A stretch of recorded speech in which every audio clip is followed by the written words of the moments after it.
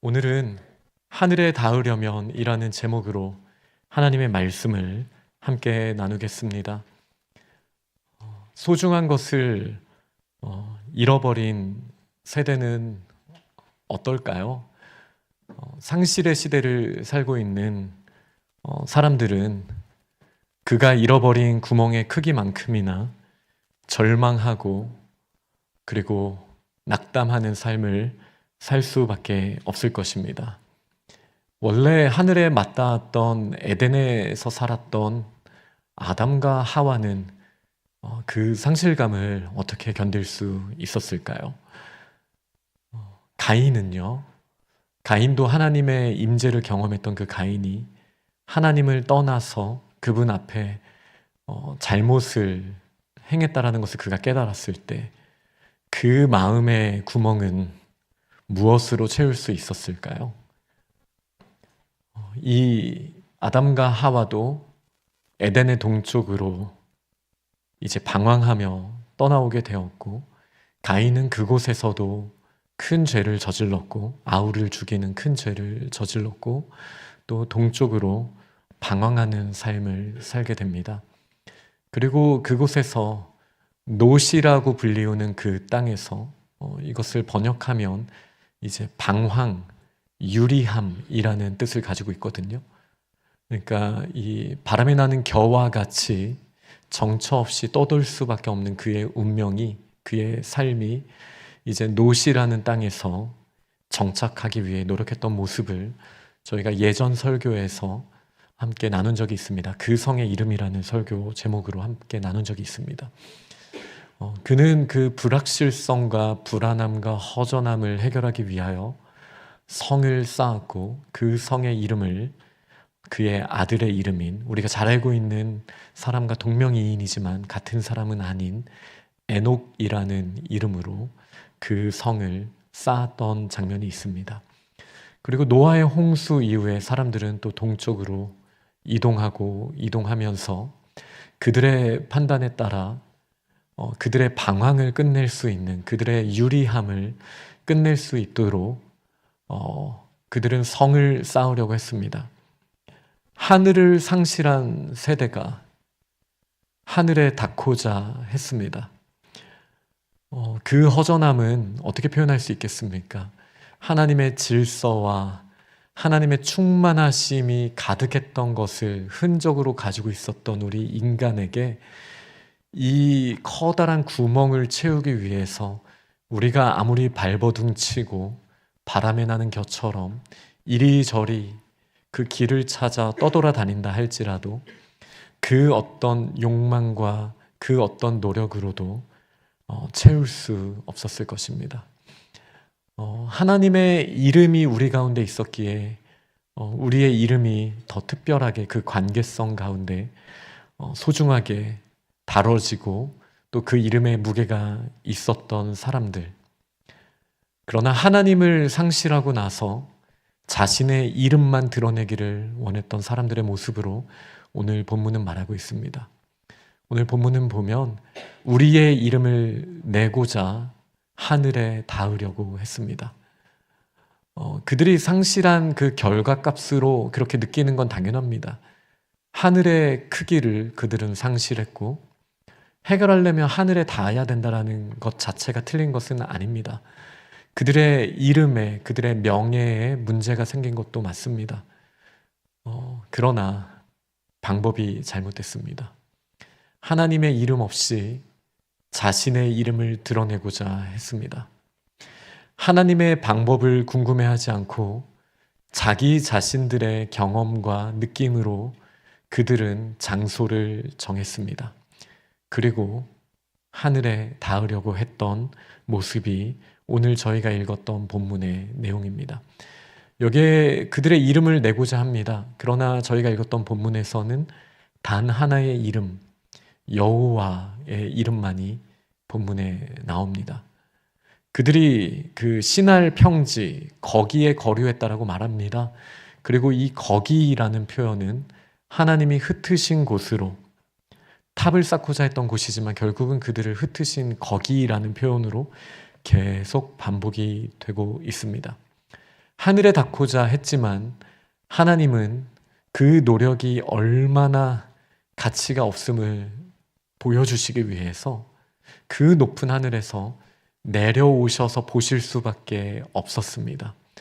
하늘을 향하여 탑을 쌓았지만 그 탑은 하늘에 닿을 수 없었던 탑이었습니다. 그러니 오늘 본문의 아주 중요한 주제는 이름, 거기, 하늘이라고 말할 수 있겠습니다. 히브리어로 들으면 이 발음은 조금 더 명확하게 들립니다.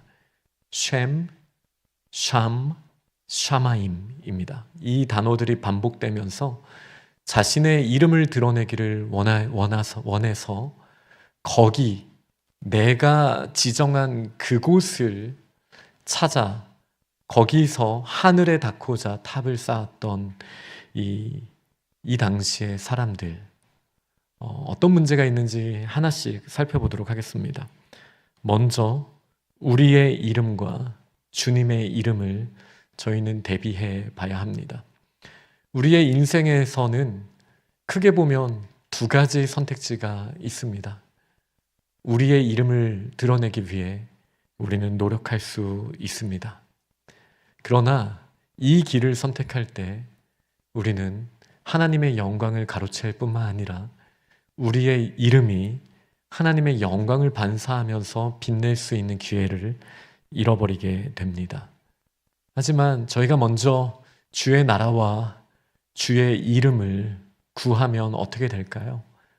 그 성의 이름이라는 설교에서 저번에 나눴던 것처럼 하나님께서 우리의 이름을 새겨주시고 우리의 이름을 드러내 주시는 줄 믿습니다. 솔로몬이 성전을 지은 다음에 역대하 6장에 이런 고백을 했습니다. 제가 예배의 부름 때 읽었던 본문입니다. 주께서 전에 말씀하시기를 내 이름을 거기에 두리라 하신 곳 이 성전을 향하여, 여기도 이름과 거기라는 표현이 다시 반복이 되죠. 그러니까 분명히 이 창세기 11장과 연결이 되어 있습니다. 하나님의 이름을 두시려고 거기에 두리라고 말씀하신 곳, 약속하신 곳, 그곳이 바로 성전임을 솔로몬은 분명하게 이야기하고 있습니다. 우리의 이름입니까? 주님의 이름입니까? 저희의 이름이 너무나 중요하죠. 저희의 이름이 가리워지고 저희의 이름을 누군가 모욕한다라는 생각이 들면, 내 노력을 인정해주지 않는다라는 생각이 들면 우리는 더 큰 상실을 느끼고 참 낙담하게 됩니다. 그러나 그럴 때일수록 우리 주님의 이름을 바라보는 믿음의 사람들이 될 수 있기를 원합니다. 주님의 이름에 능력이 있습니다. 그리고 그 주님의 이름을 두신 곳으로 나아갈 때 하나님께서 그곳에서 저희의 이름을 불러주시고 주님의 이름과 함께 저희의 이름을 이 세상 가운데에서 드러내시며 또 쓰시게 되는 줄 믿으시기 바랍니다. 또한 이 사람들은 그들이 동쪽으로 이동하다가 자신들의 경험에 따라서 신할 평지, 거기를 그들이 선택했습니다. 우리는 인생을 살다가 우리가 선택하는 기준들이 때로는 있게 됩니다. 때로는 정말 노력해서 선택할 수도 있고 그냥 느낌을 따라 선택을 하는 경우들도 있습니다. 그러나 그 선택 가운데 우리에겐 확신이 있죠. 이 정도 기초가 있는 곳이라면 하늘에 닿을 수 있는 탑을 쌓을 수 있다라고 우리는 착각하기가 참 쉽습니다. 한 언어로 소통했던 그들이 한 곳을 그들의 힘으로 정했습니다. 그리고 열심히 벽돌을 만들고 그곳에 도성을 쌓기 시작합니다. 그러나 신명기는 분명히 말씀하고 있습니다.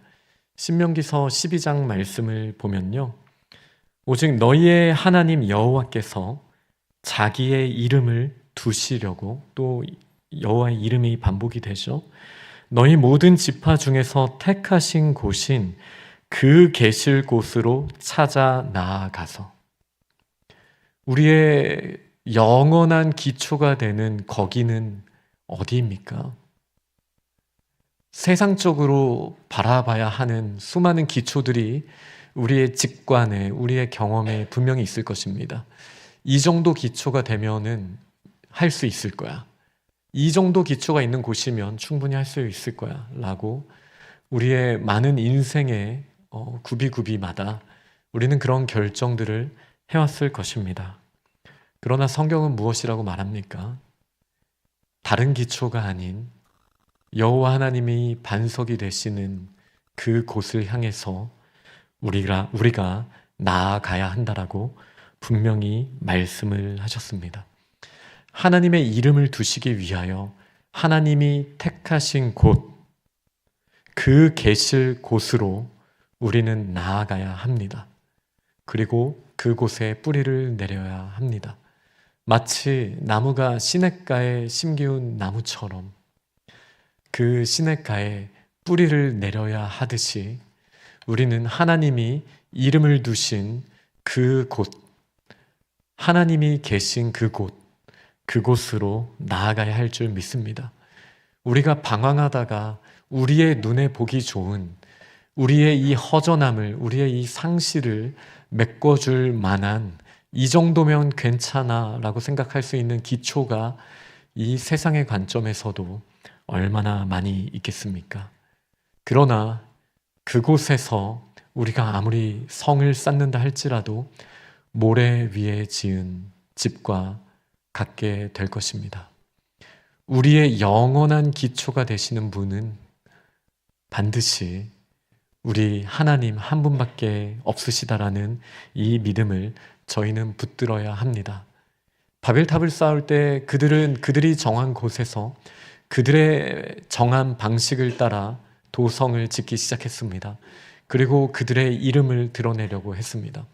그러나 이 성전을 짓기 위하여 하나님께서는 어떻게 일하셨습니까?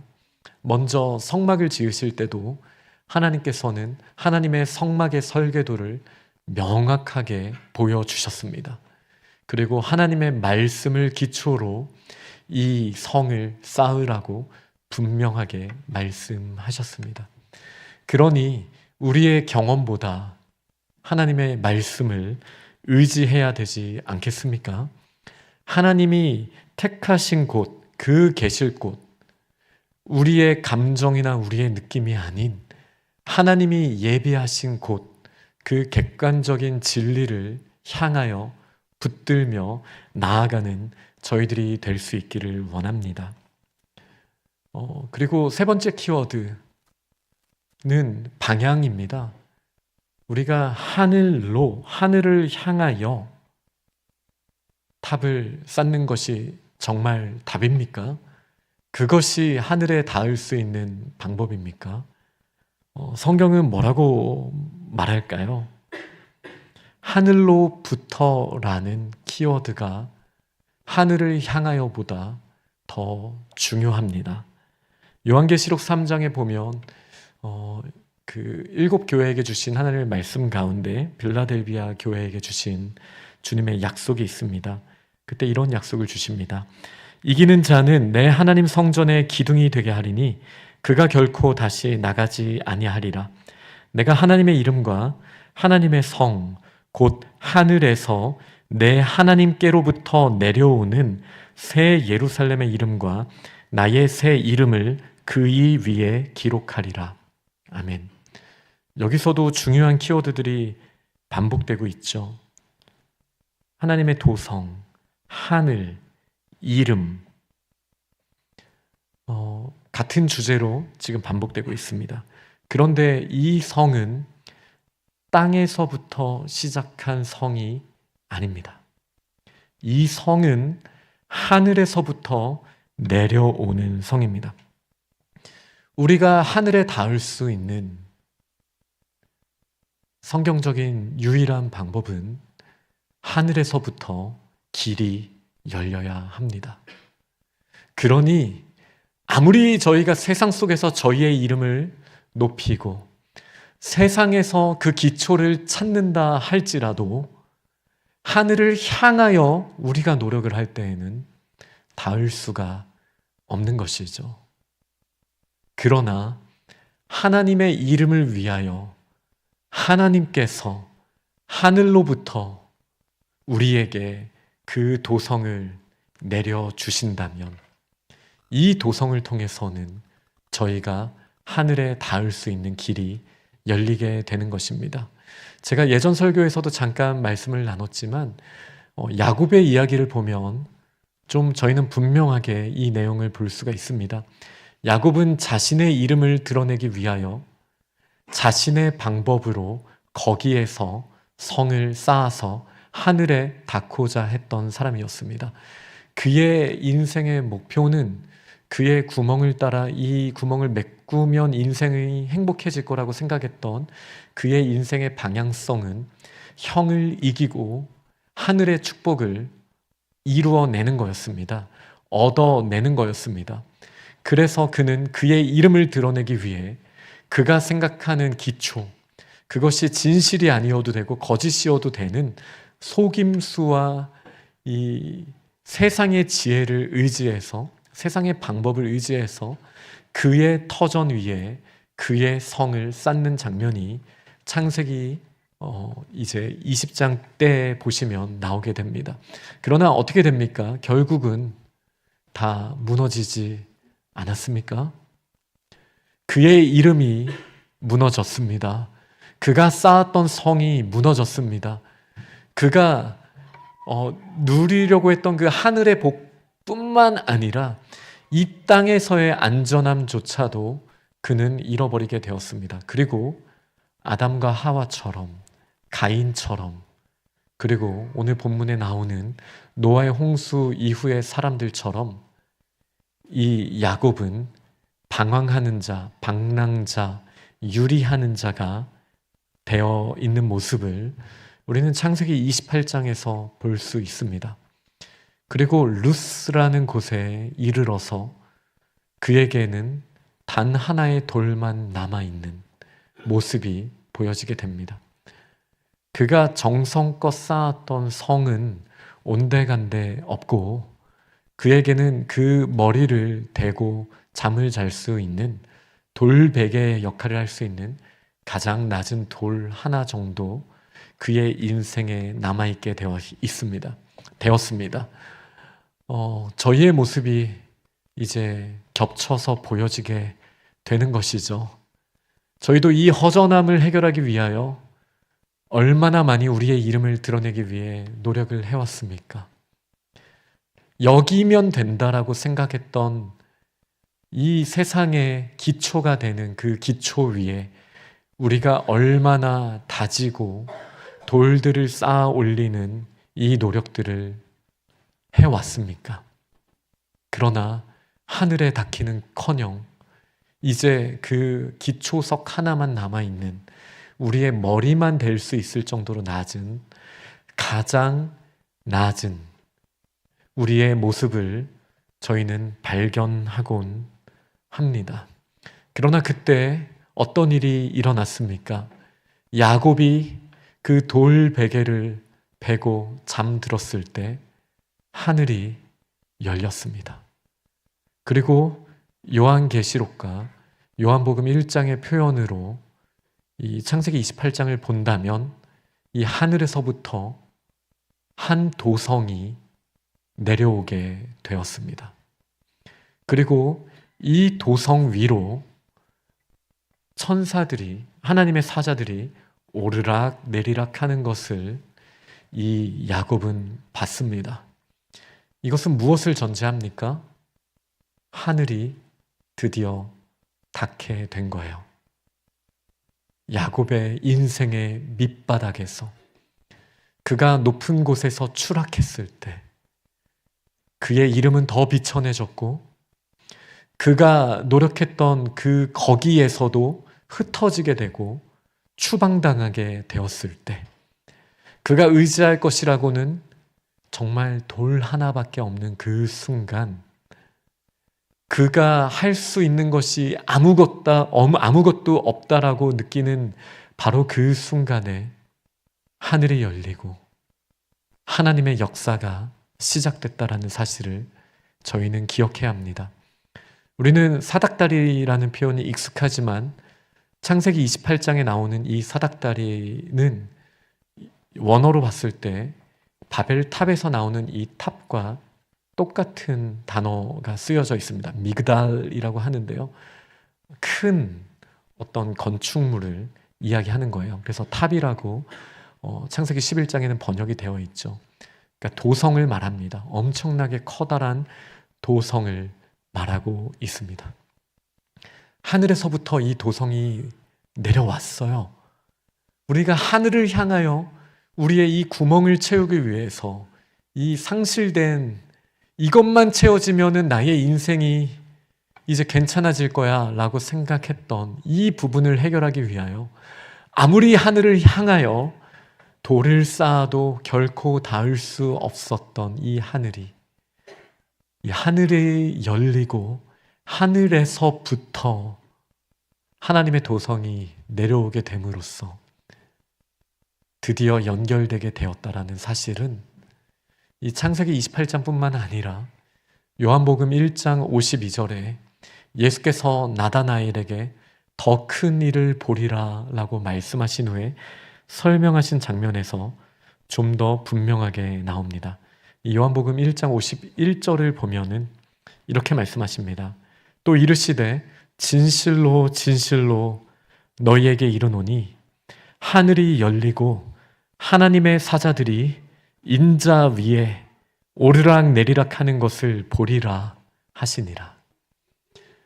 야곱이 봤던 이 도성이 누구입니까? 이 사닥다리가 누구이십니까? 하늘에서부터 쌓을 수 없었던 이 도성, 하늘이 열리고 하늘로부터 내려온 이 도성이 누구입니까?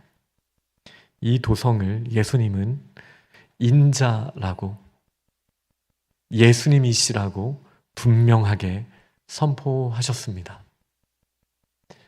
결코 그들이 쌓아도 닿을 수 없었던 이 하늘은 예수님께서 하늘에서부터 내려오셔서 친히 연결해 주셔서 하나님과 결코 닿을 수 없었던 이 간극을 그분이 다리를 놓아주심으로 우리가 다시 하나님 앞에 나아갈 수 있는 그 유일한 길을 허락해 주신 거예요. 그래서 처음부터 하나님께서 말씀하고 계셨던 거예요. 우리의 이름을 바라봤을 때는 결코 그 하늘에 닿을 수 없지만 예수 그리스도의 이름을 부르면 우리는 하늘에 닿게 되는 줄 믿습니다. 우리의 경험을 따라 이 정도 터전이면 흔들리지 않는 이 안전한 우리의 이름을 낼 수 있는, 우리를 지켜줄 수 있는 도성을 지을 수 있다라고 말을 하지만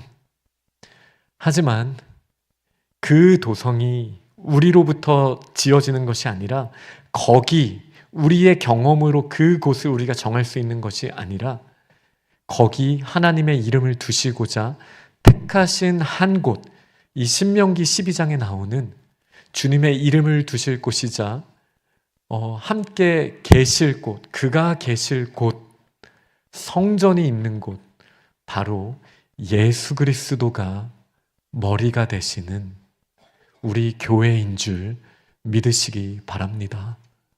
우리가 아무리 세상에서 성을 쌓아봤자 우리 인생의 본질적인 문제는 결코 해결될 수 없습니다.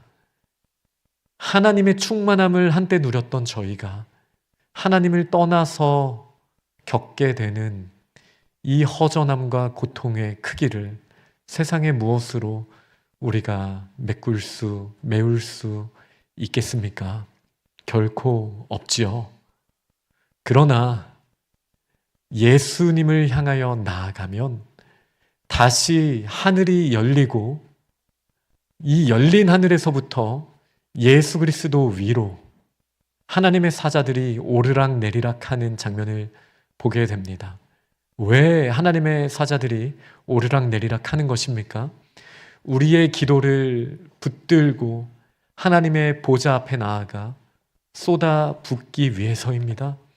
그리고 그 기도에 하나님의 능력을 실어서 기도의 응답을 이 땅에 허락하시고 하늘의 보좌에서의 그 하나님의 충만하신 능력이 예수 그리스도 거룩한 도성을 통하여 거룩한 교회를 통하여 우리에게, 누워있는 가장 낮은 곳에 있는 우리에게 하나님의 사자를 보내셔서 그 능력을 충만하게 허락하시는 이 약속이 오직 예수 그리스도와 그리스도가 머리가 되시는 교회를 통하여 하늘의 신령한 복을 우리에게 충만하게 다시 회복시켜 주시는 줄 믿으시기 바랍니다. 이 예수 그리스도와 연합한 저희가 이제 어찌 저희의 이름을 먼저 두겠습니까? 어찌 우리의 경험을 따라 거기면 된다라고 하나님의 설계도와 하나님의 지도가 아닌 우리의 느낌으로 이 정도 세상의 조건이면 여기서는 내 힘으로 쌓아도 하늘 정도는 닿을 수 있다라고 저희가 어찌 말할 수 있겠습니까?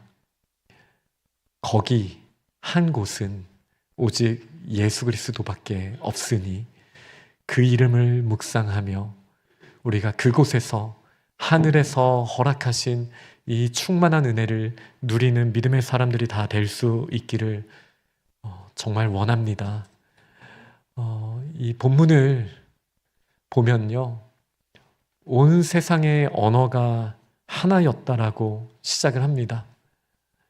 사람이 소통을 하며 한 마음으로 한 계획을 진행하는 것이 그 자체가 어찌 나쁜 일이라 할 수 있겠습니까? 그러나 하나님을 떠나서 자신의 이름을 자신의 방법으로 땅에서부터 하늘에 닿고자 한다면 아무리 통일된 언어가 있고 합심하여 나아간다 할지라도 이것은 커다란 죄가 될 수밖에 없습니다. 그래서 예수께서 하늘과 땅을 연결하신 후에 저희들에게 다시 회복시켜 주신 것이 무엇입니까? 다시 언어가 하나가 되게 하셨습니다. 예수께서 승천하신 후에 오순절에 성령이 높은 곳, 한 곳에 합심하여 모인 하나님의 사람들에게 강력하게 임하셨습니다. 마치 이 바벨탑에서 다 흩어졌던 이 각 족속들이 나중에 사도행전을 보시면 그 다양한 족속들이 다 한 곳에 모이게 됩니다. 그들은 각자 다른 언어를 사용했던 사람들이죠. 그러나 예수 그리스도 안에서 다시 모이게 된 그들에게 하나님은 그들의 언어가 통일되게 하십니다.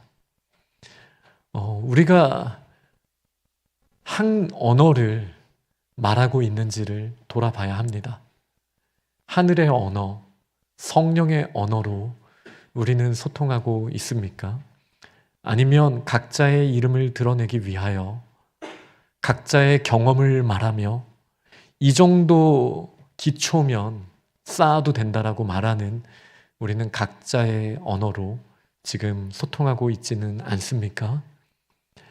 우리가 소통하지 못하는 이유가 언어의 장벽 때문입니까? 저는 그렇지 않다라고 생각합니다.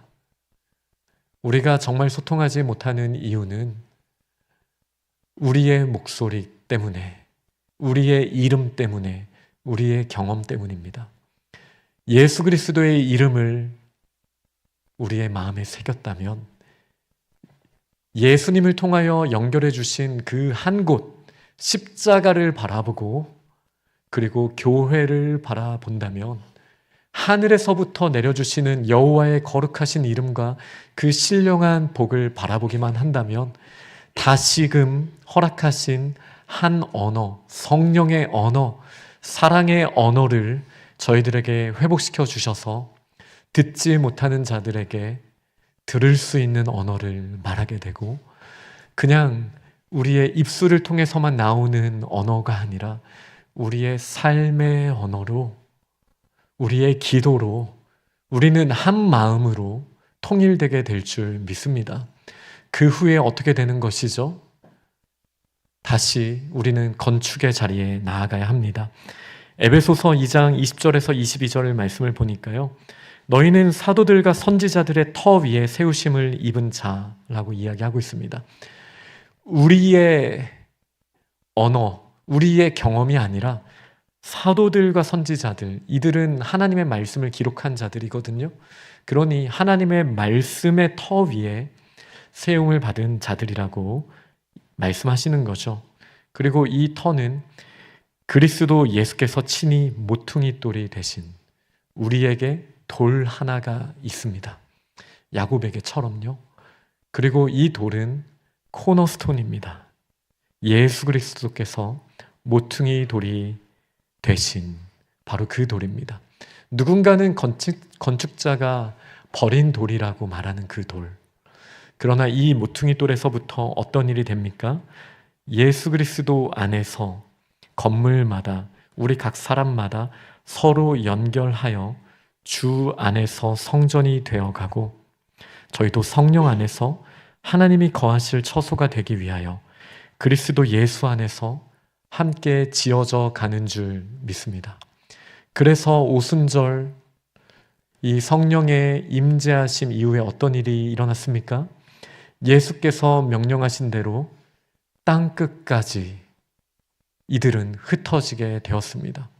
그리고 그 땅 끝까지 흩어져서 그들은 서로 연결하여 예수 그리스도께서 모퉁이 되시는 아름다운 성전이 되어 갔습니다.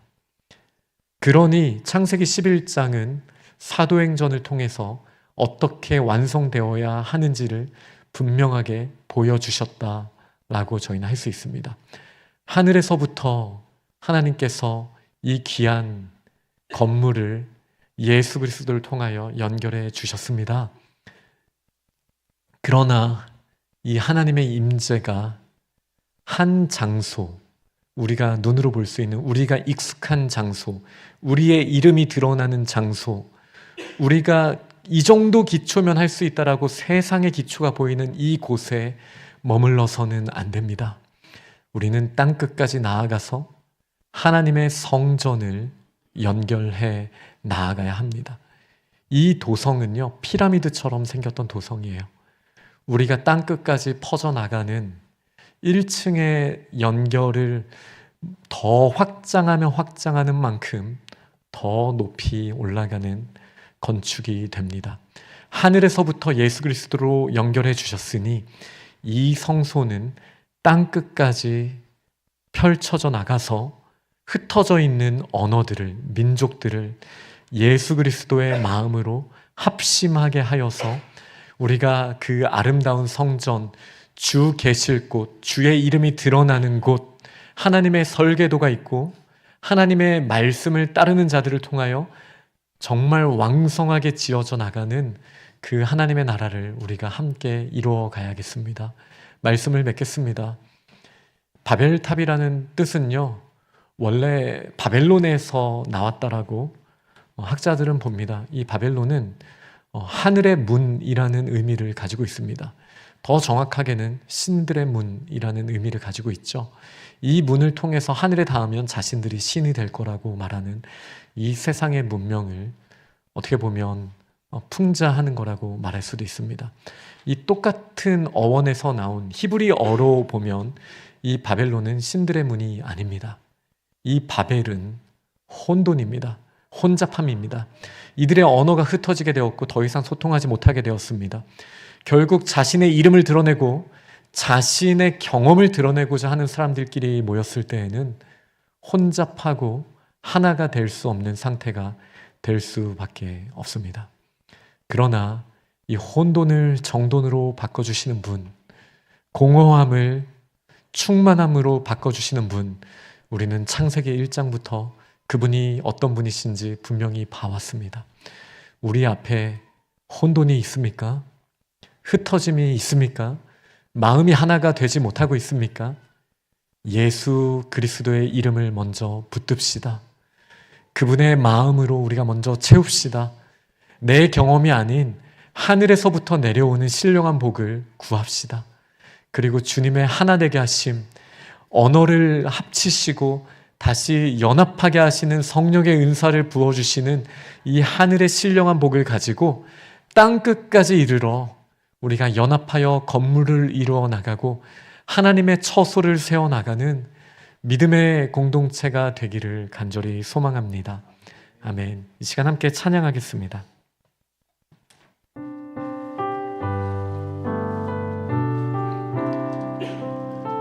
우리 예수 그리스도를 바라보며 함께 찬양합니다. 저 높은 곳을 향하여 날마다 나아갑니다. 내 뜻과 정성 모아서 날마다 기도합니다. 내 주여 내 맘 붙드사 그곳에 있게 하소서. 그곳은 빛과 사랑이 언제나 넘치옵니다. 괴로움과 죄가 있는 곳 나 비록 여기 살아도 빛나고 높은 저곳을 날마다 바라봅니다. 내 주여 내 맘 붙드사 그곳에 있게 하소서. 그곳은 빛과 사랑이 언제나 넘치옵니다. 의심의 한계 거치고 근심의 구름 없는 곳 기쁘고 참된 평화가 거기만 있사옵니다. 내 주여 내 맘 붙드사 그곳에 있게 하소서. 그곳은 빛과 사랑이 언제나 넘치옵니다. 험하고 높은 이 길을 쌓으며 나아갑니다. 다시금 기도하오니 내 주여 인도하소서. 내 주여 내 맘 붙드사 그곳에 있게 하소서. 그곳은 빛과 사랑이 언제나 넘치옵니다. 내 주를 따라 올라가 저 높은 곳에 우뚝 서 영원한 복락 누리며 즐거운 노래 부르리. 내 주여 내 맘 붙드사 그곳에 있게 하소서. 그곳은 빛과 사랑이 언제나 넘치옵니다. 이 시간 저희가 잠깐 기도할 때요, 하나님이 하늘에서부터 이 아름다운 도성 예수 그리스도를 우리에게 허락해 주시지 않았습니까? 예수님을 의지하기만 하면, 그 이름을 새기기만 하면 하늘의 신령한 복을 저희가 누릴 수 있는데, 여전히 우리가 흩어진 곳에서 흩어진 마음으로 내 목소리만 내고 내 이름을 드러내기 원하며 그렇게 도성을 쌓아가고 있지는 않았습니까? 이 시간 주님 앞에 야곱의 심정으로 다시 나아갑시다. 하나님의 이름을 붙들고 하나님의 도성 예수 그리스도께서 머리가 되시는 교회를 통하여 하나님의 뜻을 땅끝까지 펼쳐나가는 저희들이 되게 하여 주옵소서. 이 간절한 마음으로 이 시간 하나님 앞에 나아가도록 하겠습니다. 주님, 이 시간 주님께 부르짖습니다. 저희들의 연약함이 하나님, 저희들을 흩어진 곳에서 흩어진 마음 가운데 저희들의 노력으로 하나님 기초를 세우고 그곳에서 성을 쌓게 하였습니다. 하지만 큰 바람이 풍랑이 불어올 때 바람에 나는 겨와 같이 무너지고 말았던 저희들의 노력을 보게 됩니다. 하지만 하늘에서부터 내려온 그 도성 예수 그리스도와 함께 연결되어서 함께 지어져가며 하나님이 계실 처소를 이루어 나갈 때 땅끝까지 이르러 주님의 증인이 되고 하나님의 영광을 드러나게 될 줄 믿습니다. 하나님, 그렇게 역사하셔서 저희들 가운데 부어주실 그 충만하신 은혜를 누리게 하여 주옵소서. 주님 감사합니다. 상실의 시대를 살아가며 저희의 이 허전함을 채우고자 날카롭게 저희의 이름을 드러내고자 했고, 다른 사람이 듣든 말든 저희들의 언어로 마음이 합하여지기보다 저희의 계획대로 성을 쌓다가 한순간에 무너지는 것을 저희가 빈번히 경험하면서도 다시 그 터를 찾아 거기서 우리의 이름을 내고자 했던 연약함을 돌아봅니다. 그러나 밑바닥에 있었던 야곱을 만나 주셨던 우리 주님께서 예수 그리스도의 십자가 능력으로 저희들에게 다시 찾아와 주시고 하늘의 신령한 복을 예수 그리스도 위에서 오르락내리락하게 하시는 성령님의 은혜로 저희들의 기도를 들으시고 또 저희들에게 능력을 주셔서 하나님의 나라를 펼쳐가게 하시니 감사합니다. 하나님, 저희로 한 언어로 성령의 언어로 소통하게 하여 주옵소서. 나의 목소리가 정말 목끝까지 차오르지만 하나님의 뜻을 더 구하고 하나님의 사랑의 언어로 소통하는 저희들이 되게 하여 주옵소서. 나의 계획을 자랑하고 싶고 펼치고 싶지만 하나님의 계획을 구하고 사도들과 선지자들의 터 위에 우리가 함께 지어져 가는 하나된 공동체가 되게 하여 주옵소서. 하나님, 이 소통의 회복이, 하나님의 건물의 회복이 우리 가정에서부터 시작되게 하시고 소통의 단절이 세대와 가정과 또 곳곳마다 일어나는 이 단절이 성령의 연합하게 하심으로 말미암아 하나됨으로 하나님의 도성이 땅끝까지 펼쳐지는 일이 저희 앞에서 목도되게 하여 주옵소서. 예수님 이름으로 기도합니다. 아멘.